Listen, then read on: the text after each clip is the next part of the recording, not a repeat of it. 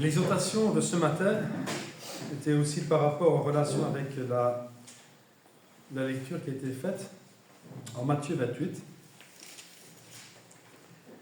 Un sujet qu'on parlait tout doucement au début aussi, avant de commencer, qui était en relation aussi avec le pardon.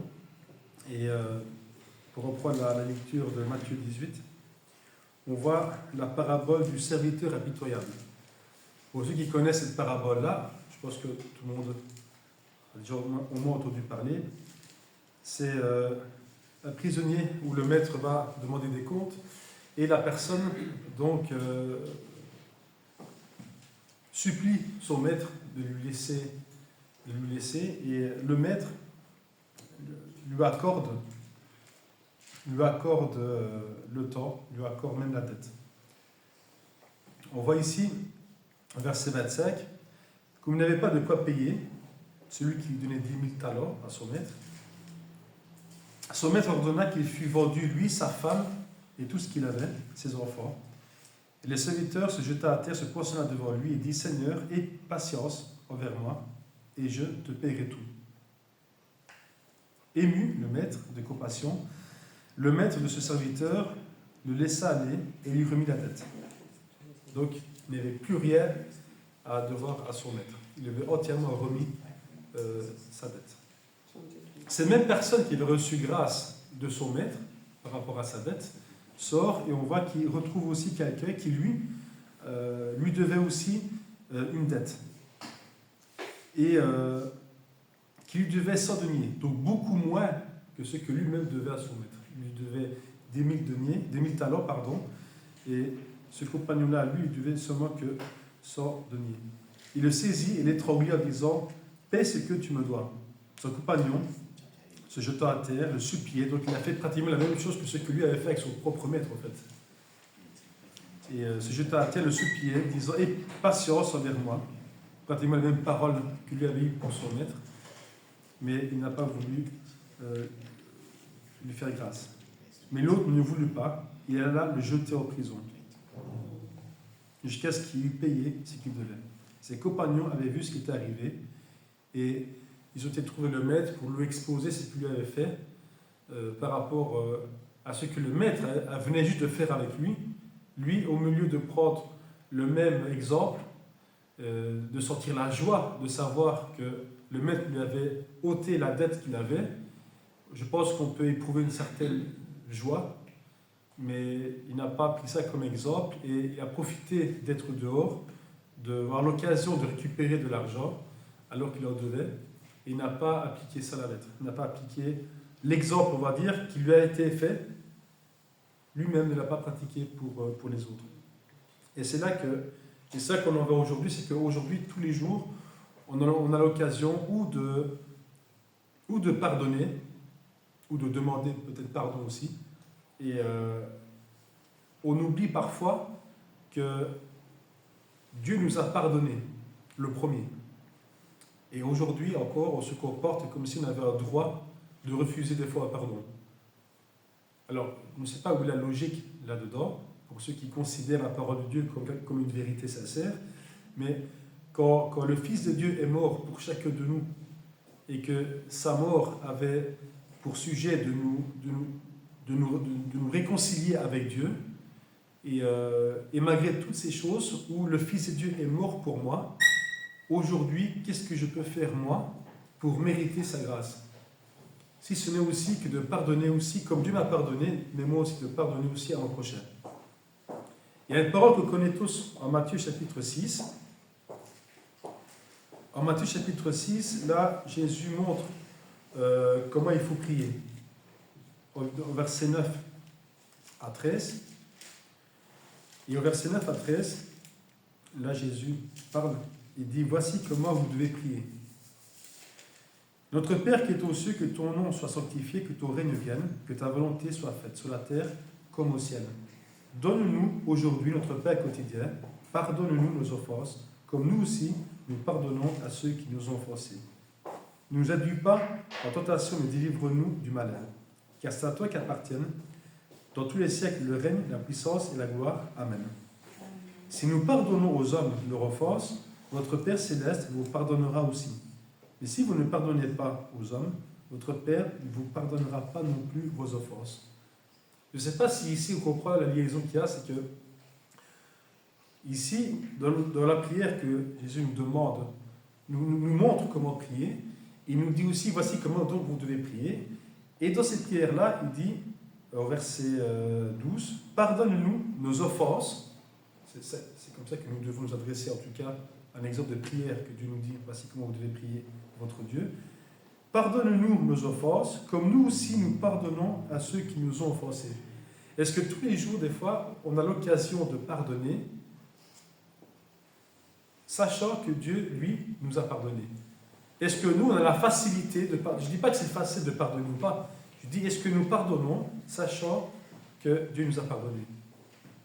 Autrement dit, ici, nous demandons à Dieu de nous pardonner comme nous pardonnons aux autres qui nous ont fait du mal. Ce qui n'est pas toujours quelque chose de facile, on va dire.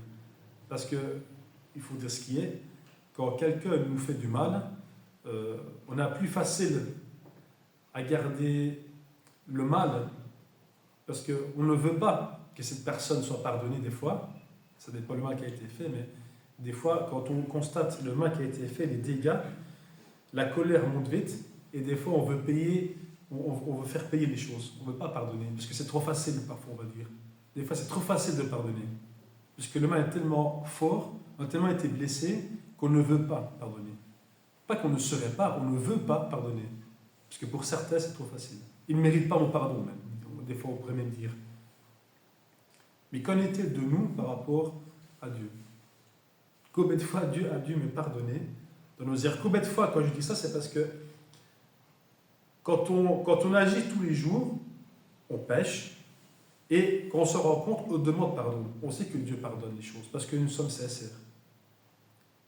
Mais c'est un autre sujet, mais même s'il y a un péché sur lequel il n'est pas pardonnable, on ne parle pas de ça aujourd'hui.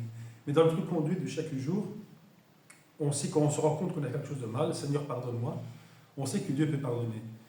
Mais autant on a fait des choses, autant de fois on a demandé pardon à Dieu, et aujourd'hui que c'est moi qui ai l'occasion de pardonner également, je ne vais pas le faire. Tout ça parce que je garde la colère en moi, tout simplement. Combien de fois, alors, dans l'autre sens, on peut le dire, mais combien de fois aussi Dieu aurait pu garder sa colère contre moi aussi? Parce que combien de fois j'ai demandé pardon et combien de fois j'ai recommencé? Et combien de fois j'ai redemandé pardon? Ça n'a plus de sens, ça va faire. Limite, le pardon, Seigneur, ne veut plus même réagir, en fait. À force de répéter tout le temps les mêmes paroles, parce qu'à chaque fois, je répète le même geste. C'est un peu comme quand on engueule des fois, on reprend nos enfants, et on fait preuve de patience parce qu'on essaye de ne pas s'énerver, parce qu'il faut faire patience avec un enfant, parce qu'on lui dit c'est pas bien de faire ceci, il va le reproduire, on va être patient parce que, écoute, tu sais bien que c'est pas bien, essaie de faire un effort, tu peux blesser quelqu'un. On fait un travail de patience envers les gens, envers nos enfants, envers les personnes, parce qu'on répète et parce qu'on aime les gens, on leur dit ce qui est bien ou mal de faire, pour ne pas reproduire le mal. Mais nous-mêmes, sans se rendre compte, on fait parfois même pire que les enfants. Parce que les enfants, des fois, le font par motivation, sans forcément comprendre pourquoi ils le font, ou même qu'ils ne peuvent même pas imaginer la douleur que ça peut créer. Mais nous, adultes, aujourd'hui, on sait le mal qu'on fait.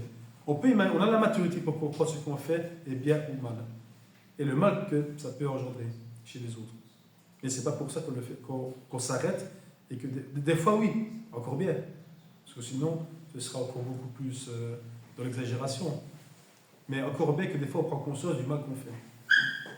Le mal qu'on fait n'est pas forcément dans une action d'être méchant avec quelqu'un, mais simplement aussi dans une parole. Quand quelqu'un s'adresse avec un manque de respect à une personne, que ce soit pour un frère ou une sœur, ou tout simplement aussi en tant qu'un père à son enfant, il est écrit dans la parole que enfant, vous devez honorer vos parents. Il est de même aussi que les parents aussi doivent respecter leur enfant. Ça va de soi.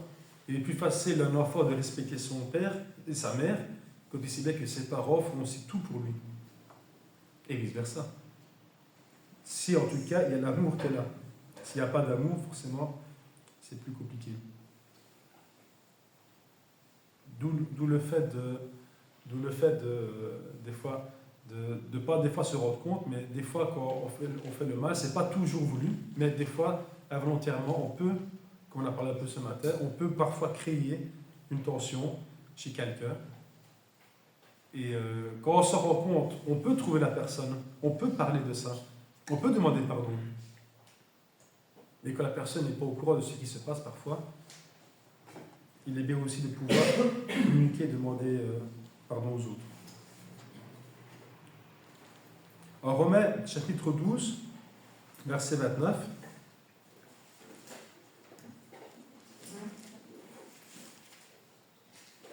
chapitre 12, verset 19. Pardon. Romains 12, verset 19.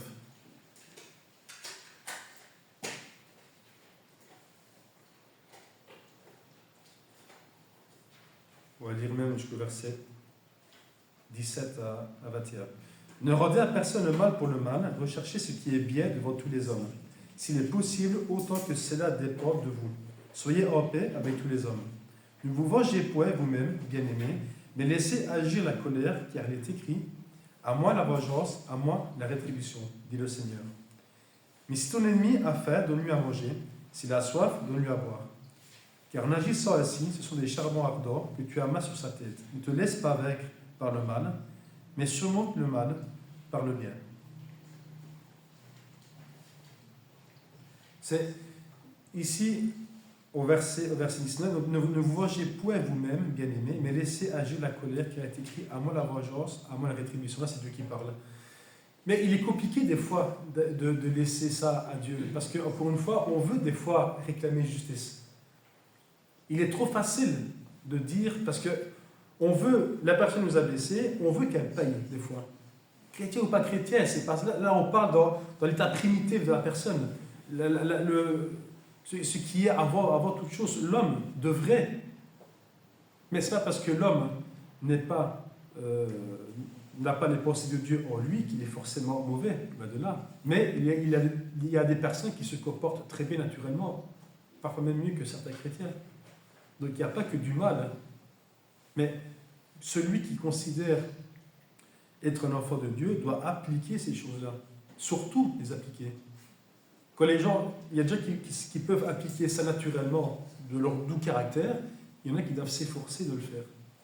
Qui doivent trouver la force de le faire. Tout le monde n'a pas un tempérament calme et doux. Il y en a qui sont nerveux, qui sont colériques. Il y en a qui n'ont pas la patience.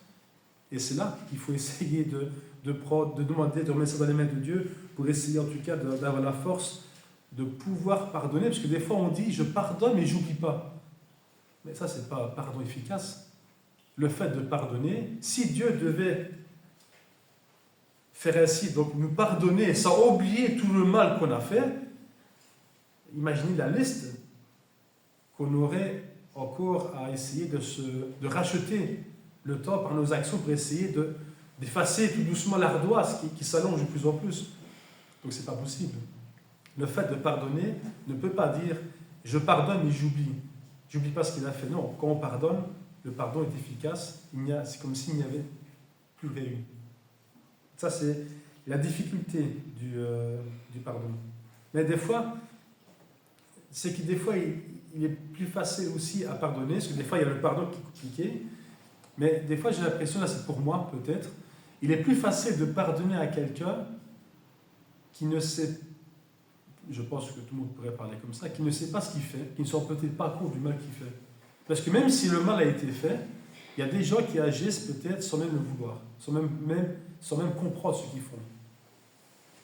Ça aide un peu à supporter, à accepter ce qui arrive. Pourquoi ? Parce que quand on sait que le mal nous est visé et qu'on le fait exprès, on a envie de rendre le mal pour le mal. Parce qu'on m'atteint, il m'atteint à moi, il me fait du mal personnellement, je veux me défendre, j'ai envie de faire du mal aussi.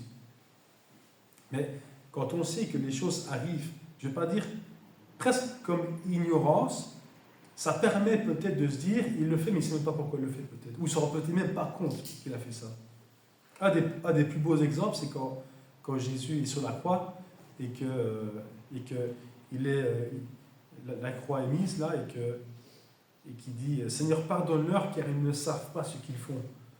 Comment est-ce que quelqu'un peut passer par autant de souffrance, la moquerie, il a été fouetté, il a été battu, ou lui a mis des baffes dans la figure?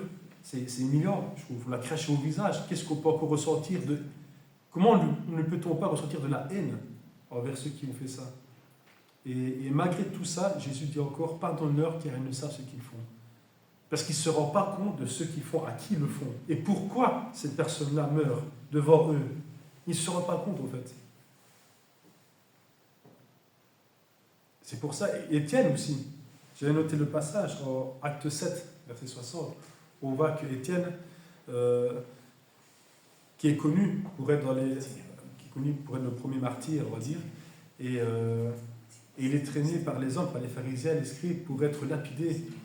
Et alors, il se met à genoux et il dit, ne le répète pas ce péché à ces gens qui le lapidaient. Imaginez un peu la force qu'il faut, l'amour peut-être qu'il faut, ou la conviction qu'il faut pour ne pas avoir de haine envers quelqu'un qui me lapide. C'est pas comme si quelqu'un m'était fait à une vie sans souffrance et que la personne, il est mort d'un coup, c'est réglé, il n'a pas souffert, c'est une chose. Mais quand quelqu'un voit la pierre arriver, les douleurs, la haine que les gens avaient contre lui, et malgré toutes ces choses, il leur dit encore, ne répète pas ce péché. Parce qu'il savait pourquoi lui, il était là, pourquoi il était lapidé. Il savait pourquoi eux refusaient d'ouvrir les yeux. Et malgré toutes ces choses-là, il leur dit encore, en quelque sorte, pardonnez. Ne compte pas ce péché qu'ils ont fait. Alors que quelqu'un de normal aurait dit, je veux qu'il paye, je veux qu'il, pierre pour pierre, je veux qu'il paye ça. Mais le pardon, parfois, est compliqué à pratiquer. On rappelle que le verset qu'on a vu en Matthieu 12, verset 19, « À moi la vengeance, à moi la rétribution du Seigneur », s'adresse à des chrétiens ici. Il ne fait même pas partie du contexte des gens à qui on pourrait rencontrer dans la rue parce qu'ils veulent se moquer sans savoir de quoi ils parlent, et sans se rendre compte même parfois, mais là on s'adresse, en Romains 12, verset 19, à des gens qui savent très bien ce qu'ils font, parce qu'ils sont des frères et des sœurs. Il se reprend d'ailleurs ici, au verset 10, il dit « Par amour fraternel, soyez pleins d'affection les uns pour les autres, par honneur usez de prévenance réciproque, ayez du zèle et non de la paresse, soyez fervents d'esprit, servez le Seigneur, ainsi de suite. » Là, on parle des frères de l'Église qui peuvent se comporter mal envers d'autres frères de l'Église. Le frère de l'Église n'est pas forcément un simple frère ou une simple sœur, ça peut être aussi sa propre femme ou son propre mari. Dans l'Église, c'est son frère ou c'est sa sœur aussi. Un homme doit respecter sa femme doit respecter son mari. Et chacun doit se respecter mutuellement. Ce n'est pas seulement des étrangers qui se retrouvent, mais ça peut être aussi même dans une famille, dans l'intimité aussi, des frères et sœurs. Des fois, on ne se rend pas compte, des fois, comment on peut parler avec quelqu'un, avec un ton, parce qu'on se dit peut-être j'ai toujours fait comme ça, ou par tradition, ou par habitude, on parle de cette façon-là à une personne qui n'a jamais rien dit parce qu'elle sait que c'est comme ça qu'il faut accepter les choses, mais ce n'est pas normal de parler comme ça avec amour. Juste parce qu'on a l'habitude de parler comme ça. C'est pas logique. Ça, c'est le plus compliqué, ça, c'est déjà de le faire une fois. Mais imaginez que ça arrive plusieurs fois. Dans la lecture qu'on a lue en Matthieu 18, si on reprend les quelques versets juste avant, en Matthieu 18, verset 21 et 23, il dit « Pierre s'approcha de lui et dit « Seigneur, combien de fois pardonnerai-je à mon frère lorsqu'il péchera contre moi? Sera jusqu'à 7 fois. » Jésus lui dit « Je ne te dis pas jusqu'à 7 fois, mais jusqu'à 70 fois 7. » Façon de parler illimitée. Vous devez. On ne le fait pas à moitié, on ne compte pas les fois. Si on pardonne, c'est votre nature de pardonner parce que Dieu vous a pardonné, vous devez pardonner, tout simplement. C'est une façon aussi de lui être de lui ressembler aussi. Nous prétendons être les enfants de Dieu et vous ne pratiquez pas ce que Dieu vous demande de faire. Un enfant essaie d'appliquer ce que son père, ses parents, son père et sa mère essayent de lui apprendre, avoir une bonne éducation, le respect, bonjour, merci. Dieu nous apprend la même chose en fait avec nous, par les actions. Oui. Puis, Dieu dit avant la vengeance, avant la rétribution. Si moi, voilà, j'ai comment dire, un problème avec une personne, il dit voilà, je lui pardonne. Mais je lui pardonne tout en sachant que Dieu le jugera et le punira. Donc, eux aussi, comment dire, en pardonnant à la personne, tu ne peux pas effacer de ta mémoire ce que la personne t'a fait. Tu peux dire je te pardonne et pas chercher à te venger, mais ce qu'il a fait, il reste toujours dans ta mémoire. Le mal est fait. Le mal est fait, mais il sera toujours le soumis sera toujours là. Oui. Tu vas pas dire pas une gomme et j'y fasse. Non. Non. Je prends le cas extrême où quelqu'un viendrait à agresser une personne et que cette personne te demanderait pardon parce qu'il a agressé peut-être ton enfant ou ta femme et qu'il y a des séquelles. Tous les jours, tu vois la personne avec sa trace de ce que ce monsieur-là a fait. Tu diras, à chaque fois que je vois ça, je vois le mal qui lui a été fait. Donc chaque jour, même si je l'ai pardonné, je vais voir les dégâts qui ont été causés et ceux jusqu'à la fin. On appelle ça traumatisme. Ouais. Mais le fait de savoir qu'on remet ça dans les mains de Dieu, c'est aussi une façon de pouvoir mettre de côté la colère qu'on peut avoir pour cette personne là-bas. Quand on dit à moi la vengeance, c'est que nous savons que nous allons être vengés. Mais ce n'est pas une raison pour nous de pécher comme lui l'a fait. Parce qu'on sait que Dieu, lui, condamnera de la meilleure façon possible, même encore mieux que moi, parce que Dieu sait comment le juger. Moi, je vais agir par la colère. J'ai une petite question, Giovanni. Nous, quand nous demandons pardon à Dieu, nous demandons pardon. Ouais. On demande pardon dans la prière. Mais si quelqu'un fait des choses de travers envers nous, mais qui ne vient pas nous demander pardon, comment doit-on réagir? On le laisse dans son coin, on ne fait pas attention, ou bien... tu vois? Il y a un passage si la personne ne se fait le pas, dit non, écoute, de tout mon cœur, je te demande pardon, j'ai fait une erreur, j'aurais dû jamais faire ça. Mais il est logique de dire, écoute, je te pardonne, parce que moi je demande déjà pardon à Dieu, et Dieu me pardonne. Quand c'est fait avec amour, oui. Quand c'est fait avec amour. Mais si la personne ne veut pas, elle t'a fait du mal, mais il ne se rend pas compte en fait. Ou soit l'autre est par orgueil, tu sais, parce qu'il ne veut pas se rabaisser, il ne veut pas dire pardon. Mais comment je dois réagir? Je dois faire comme si rien n'était et aller être avec lui, aller au restaurant, faire. Alors qu'il m'a fait du mal. Il y a un passage qui dit comme ça, je ne sais plus où c'est, où il dit comme ça que le soleil ne se couche pas sur votre colère. Non. Non, mais ça veut dire que si moi aussi, ça ne veut pas dire que ça ne s'adresse qu'aux méchants, façon de parler, ou celui qui a fait le mal à l'autre. Si maintenant, moi, je sais que j'ai blessé quelqu'un, et que, comme ce matin, on peut se rendre compte d'un mal qui a été fait, alors que j'aurais jamais pu penser à ça avant. Mais quand on a parlé ce matin, là, on se rend compte d'un mal qu'il y a eu, par exemple. Si moi, maintenant, je sais qu'il y a eu comme un mal, et que je ne vais pas trouver la personne, même si c'est peut-être moi qui ai fait le mal envers cette personne là-bas, je ne peux pas me permettre que cette personne grandisse avec une colère envers moi, alors que j'ai peut-être l'occasion d'aller le trouver et d'arranger la situation. Pour une personne qui aime son frère ou sa sœur, ou son prochain, peu importe, que ce soit dans l'église ou hors de l'église. Mais savoir que je n'irai pas trouver la personne, parce que, et je ne demanderai pas pardon d'office, donc si je ne veux pas la trouver, que je ne demande pas pardon, parce que je sais que j'ai raison, je laisse l'opportunité à la personne de grandir en colère envers moi, ou envers une personne d'autre. Mais je ne peux pas permettre à quelqu'un de grandir dans une colère, peut-être un jour dans une animosité envers une autre personne, parce que j'ai eu l'occasion de le faire et je ne l'ai pas fait. Même si ce n'est pas à moi de demander pardon, par amour, je peux trouver la personne et dire, écoute, j'ai su que, j'ai appris que, donc je demande pardon, même si ce n'est pas à moi de demander pardon, mais ne serait-ce que pour établir l'amour entre les deux personnes. Après, la personne voyant cela, normalement, si elle reçoit ça aussi avec amour, devrait elle-même aussi, je te demande pardon aussi parce que j'ai compris ou j'ai cru que. Mais des fois, ce n'est pas toujours le cas. Parce que des fois, s'abaisser à dire à quelqu'un, j'ai su que, ou j'ai appris, je demande pardon pour ce qui a été fait il y a X temps, parce que je ne le savais pas, je ne me suis pas rendu compte. Il n'y a pas de rabaissement à dire ça. Il y a pas de... Non, c'est l'amour, tout simplement. En Romains, en 1 Corinthiens 13, quand il parle de l'amour, il dit comme ça, dans le premier verset, quand il explique qu'est-ce que l'amour, l'amour est comme ça, comme ça, comme ça, il dit, l'amour ne soupçonne pas le mal. Si un frère ou une sœur viendrait à me parler, ou si moi j'avais à parler avec un frère ou une sœur d'un mal qui s'est passé, la personne, l'amour ne soupçonne pas le mal, elle n'est pas censée soupçonner la moquerie, ou le fait, dans une hypocrisie, je le fais juste pour me faire bien voir. Je le fais par amour, elle n'est pas censée voir le mal que j'ai à toute la personne en disant j'ai mal agi, pardon. Ou alors je demande pardon parce que j'ai fait ceci. L'amour ne soupçonne pas le mal. Moi, je ne peux pas voir le mal chez mon frère.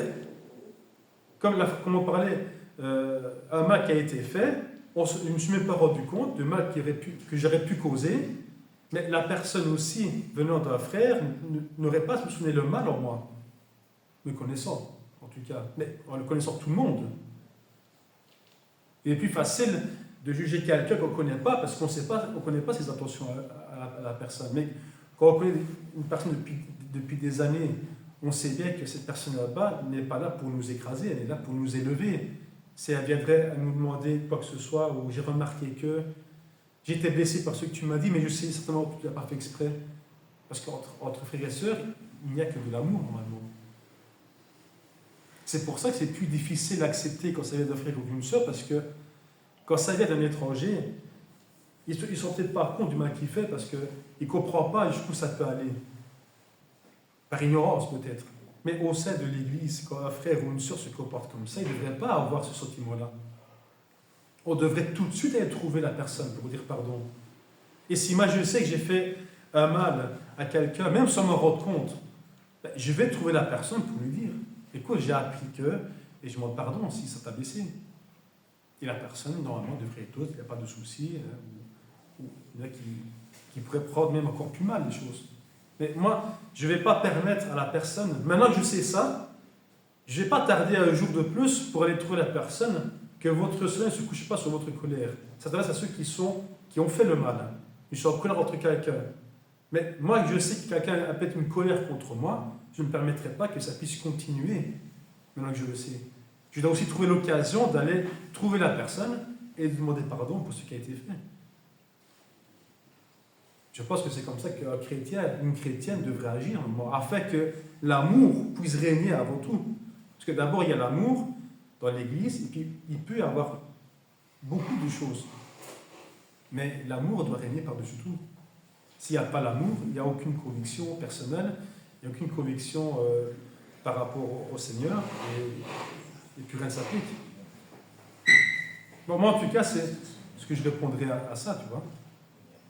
Et combien même, si la personne reviendrait même jusqu'à 7, 8 fois ou 10 fois parce qu'elle a commis quelque chose, on devrait lui pardonner 5 ou 6 fois. Maintenant, quand on sait qu'une personne est là, on essaie de prendre des précautions peut-être pour essayer d'anticiper peut-être les choses, on ne sait pas, mais on essaie d'être avec pour essayer d'aider la personne à ce que ça ne puisse pas se reproduire. Mais l'homme est pécheur, et c'est là qu'on doit se rappeler. On parlait il n'y a pas longtemps, tiens, avec papa, de l'exemple, je crois que c'est cette semaine, la semaine passée, que notre frère André avait pris une chaise qui mettait au milieu de nous et on mettait une Bible pour essayer de matérialiser la présence de Dieu parmi nous. Parce que si on était persuadé, réellement persuadé que le Seigneur était au milieu de nous, comme il est réellement maintenant, actuellement, mais dans toutes nos vies, tous les jours dehors, je suis persuadé que notre comportement changerait. Parce qu'aujourd'hui, il est facile de parler de ça ici entre nous à l'église, c'est facile d'être chrétien à l'église, mais quand on est dehors, c'est beaucoup plus compliqué.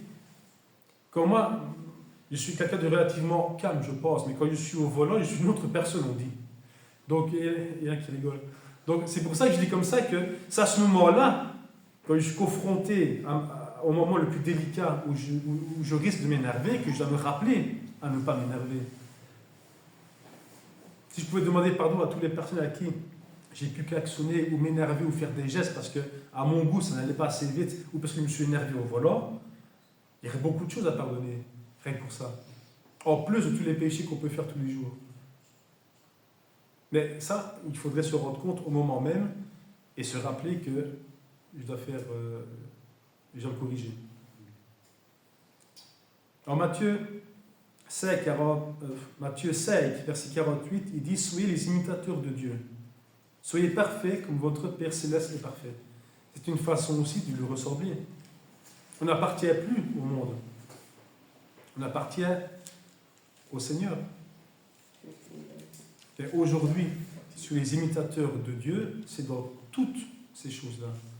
Dieu nous a pardonné le premier, c'est aussi à moi de pardonner aussi. Pas qu'une fois, il le fait à chaque fois. Et je devrais aussi le pardonner à chaque fois, parce que j'appartiens au Seigneur et je veux être son imitateur.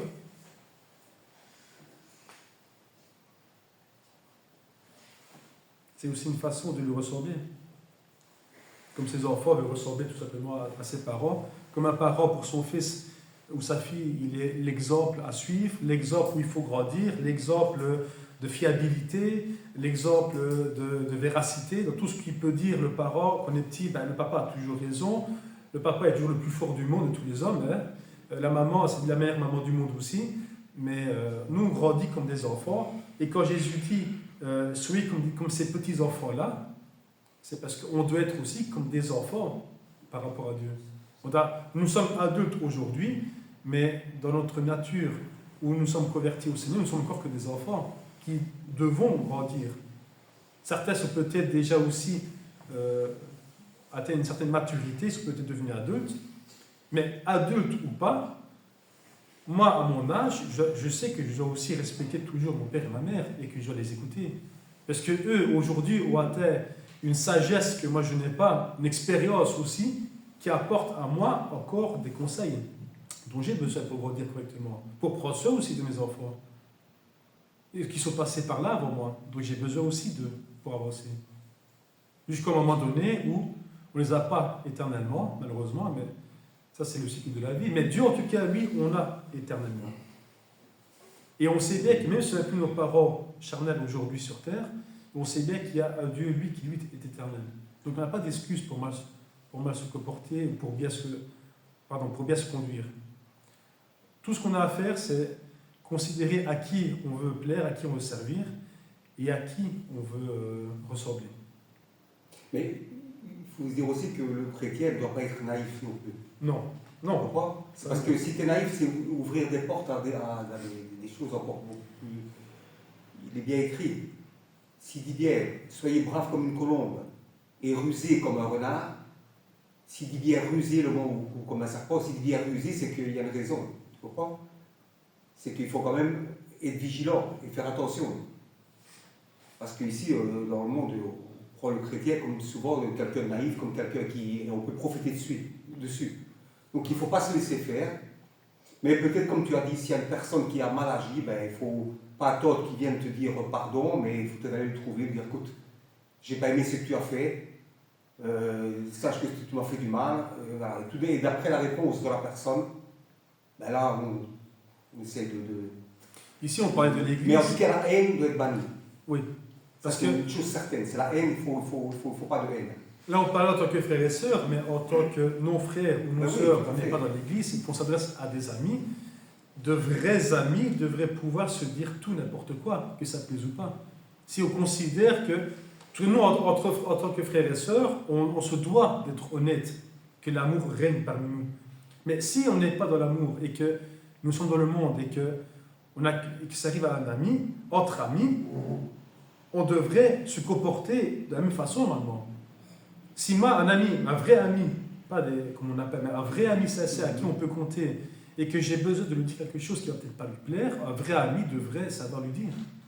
Parce qu'il sait bien que, même s'il ne comprend pas lui tout de suite, qu'il risque même de ne pas l'accepter, plus tard il comprendra pourquoi tu lui as dit, par amour pour lui, et il te remerciera même peut-être.